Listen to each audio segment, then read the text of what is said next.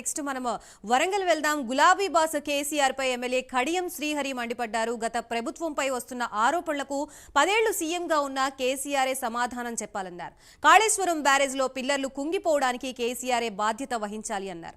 ఆయన అక్కడ కుర్చీ వేసుకుని నీళ్లు వదిలితే కుర్చీతో పాటు ఆయన కూడా కొట్టుకుపోతారని ఎద్దేవా చేశారు. తన కూతురు ఎస్సీ కాబట్టే స్క్రూటినీ అధికారులు ఎలాంటి అభ్యంతరం లేవనెత్తలేదని తెలిపారు. ఇప్పుడు ఆరోపణలు చేసిన వారే తన బిడ్డ ఎంపీగా గెలిచిన తర్వాత ఇంటికి వచ్చి దండం పెడతారన్నారు. హరీష్ రావు పక్కా డ్రామా మాస్టర్ అని విమర్శించారు. రుణమాఫీ విషయంలో సీఎం చేసిన సవాల్కి కట్టుబడి ఉన్నారని తెలిపారు.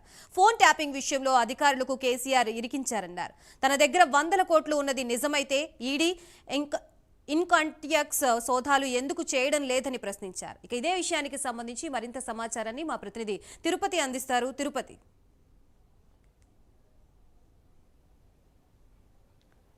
గాయత్రి, పార్లమెంట్ ఎన్నికల వేళ ఒరగల్లు నేతల మధ్య మాటల యుద్ధం కొనసాగుతుంది. ఓరగల్లు నేతలంతా మాటల యుద్ధం కొనసాగిస్తూ బీజేపీ బీఆర్ఎస్ పై మందకృష్ణ మాదిగపై ఎమ్మెల్యే కడియం శ్రీహరి ఫైరిన పరిస్థితి. ఇవాళ ఉదయం హనంకొండలోని నివాసంలో ఎమ్మెల్యే కడియం శ్రీహరి మీడియా సమావేశం నిర్వహించారు. మీడియా సమావేశం నిర్వహించి మందకృష్ణ మాదిగపై ఇటు కేసీఆర్ మిగతా హరీష్ రావుపై కూడా తీవ్ర స్థాయిలో ధ్వజమెత్తినటువంటి సిచ్యువేషన్ అయితే కనబడుతుంది. బీఆర్ఎస్ పార్టీ అంటే ఒక ప్రాంతీయ పార్టీ. బీఆర్ఎస్ పార్టీ ఇప్పుడు ఉన్నటువంటి సిచ్యువేషన్ గమనిస్తే కనుక బీఆర్ఎస్ పార్టీ గతంలో 10 ఏళ్ల పాటు ప్రభుత్వంలో ఉంది. ప్రభుత్వంలో ఉండి అప్పుడు కేసీఆర్ ఏ విధంగా పాలించారు. ఇప్పుడు ప్రస్తుత సిచ్యువేషన్లకు బాధ్యత మాజీ సీఎం కేసీఆరే వహించాలి. కాళేశ్వరంలో 3 పిల్లర్లు కూలిపోతే కూడా చాలా లైట్గా తీసుకొని మళ్ళీ మరమ్మతులు చేసి ఆ ప్రాజెక్టును కొనసాగించని చెప్తున్నారు. కానీ అటువంటి సిచ్యువేషన్ లేదు. అక్కడ మాజీ సీఎం కేసీఆర్ కుర్చీ చేసుకొని కూర్చున్నప్పటికి కూడా ఆ వాటర్ వదిలితే మొత్తం ప్రాజెక్టు కూలిపోతుందా, అందులో నుంచే కుర్చీలో నుంచి కేసీఆర్ కొట్టుకుపోతారంటూ కూడా కేసీఆర్ పై మాజీ అధినేత బీఆర్ఎస్ కేసీఆర్ పై కూడా కడియం శ్రీహరి ఫైర్ అయిన పరిస్థితి కనబడుతుంది. బీఆర్ఎస్ ప్రభుత్వంలో ఉన్నప్పుడు ఫోన్ ట్యాపింగ్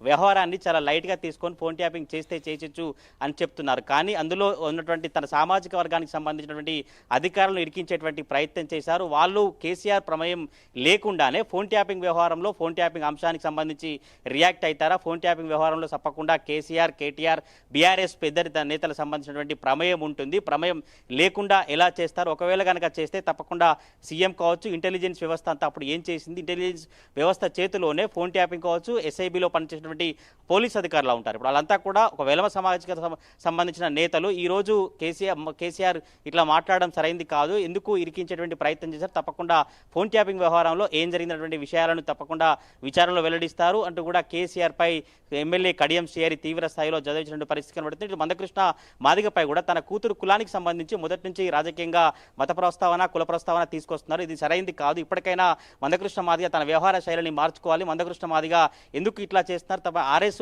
కావచ్చు, బీజేపీపై కార్యకర్తగా పనిచేయాలి. కానీ ఎంఆర్పీఎస్ నాయకుని పేరు చెప్తూ ఎంఆర్పీఎస్ అని చెప్తూ కూడా ప్రజాస్వామ్యయుతంలో ఇటువంటి రాజకీయాలు చేయడం సరైంది కాదంటూ ఎమ్మెల్యే కడియం శ్రీహరి చాలా స్పష్టం చేస్తూ మందకృష్ణ మాదిగ మాటలను పట్టుకోరు. నా వయసు 72 ఏళ్ళు ఉంటాయి. 20 ఏళ్ళ ముందు పుట్టినటువంటి 50 ఏళ్ళటువంటి వయసు మాటలను ఎట్టి పరిస్థితుల్లో పట్టించుకోపోను. తప్పకుండా తన కూతురు ఎంపీగా గెలిచిన తర్వాత తన దగ్గరికి వచ్చి క్షమాపణ చెప్పి అప్పుడు తప్పు జరిగిందని తప్పకుండా మందకృష్ణ మాదిగ తల్లి మళ్ళీ తన దగ్గరకు వస్తారంటూ కూడా మీడియా సమావేశంలో ఎమ్మెల్యే కడియం శ్రీహరి చెప్పినటువంటి పరిస్థితి కనబడుతుంది. మొదటి నుంచి కూడా ఈ ఎంపీ అభ్యర్థి కడియం కావ్య ఖరారైనప్పటి నుంచి కూడా మందకృష్ణ మాదిగ కుల ప్రస్తావన కావచ్చు, అసలు నకిలీ సర్టిఫికేట్తో నకిలీ దళితుడు, ఇద్దరు కావ్య కావచ్చు, ఇటు తండ్రి శ్రీహరి కూడా దళిత సర్టిఫికేట్ను వాడుతూ మొదటి నుంచి ఎంపీ, ఎమ్మెల్యే, డిప్యూటీ సీఎం ఇలా అనేక పదవులు అనేక చట్టసభలలో వెళ్లారు. కానీ వాళ్ళు ఎస్సీలే కాదు నకిలీ సర్టిఫికేట్ వాళ్తున్నట్టు కూడా మందకృష్ణ మాదిగ ఈ ఎంపీ ఎన్నికల సందర్భం కూడా ప్రతి మీడియా సమావేశంలో కావచ్చు, ప్రతి సమావేశంలో బీజేపీకి అనుకూలంగా మాట్లాడుతూ కాంగ్రెస్ పార్టీ వ్యవహార శైలికి సంబంధించి కావచ్చు,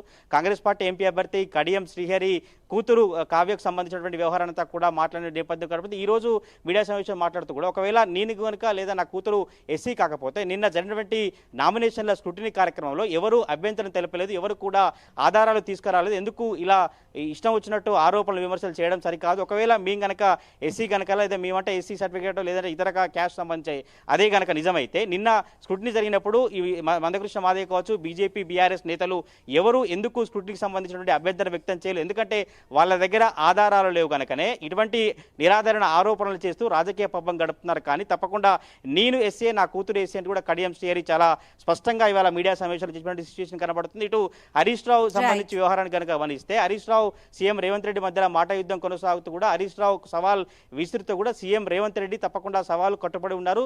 రుణమాఫీ ఆగస్టు 15 లోపు తప్పకుండా చేస్తాము, రుణమాఫీ చేయకపోతే సిద్దిపేట ఎమ్మెల్యే హరీష్ రావు రాజీనామాకు సిద్ధంగా ఉండాలి. కానీ ఇప్పుడు మళ్ళీ ఒక తెరపైకి తీసుకొచ్చి 6 గ్యారెంటీలు కావచ్చు, ఇతర గ్యారెంటీల వ్యవహారాన్ని కూడా తీసుకొచ్చి ఒక హరీష్ రావు ఒక డ్రామా మాస్టర్గా రాజకీయాలు చేస్తున్నారు. హరీష్ రావు తప్పకుండా డ్రామా మాస్టర్ అంటూ కడియం శ్రీహరి బీఆర్ఎస్ అధినేత కేసీఆర్ పై కావచ్చు, హరీష్ రావు మందకృష్ణపై ఫైర్ సిచ్యువేషన్ కనబడుతుంది. ఇంకా పార్లమెంట్ ఎన్నికల సమయం దగ్గర పడుతుంది. వరంగల్ రాజకీయాల్లో కీలక పరిణామాలు చోటు చేసుకునే అవకాశం అయితే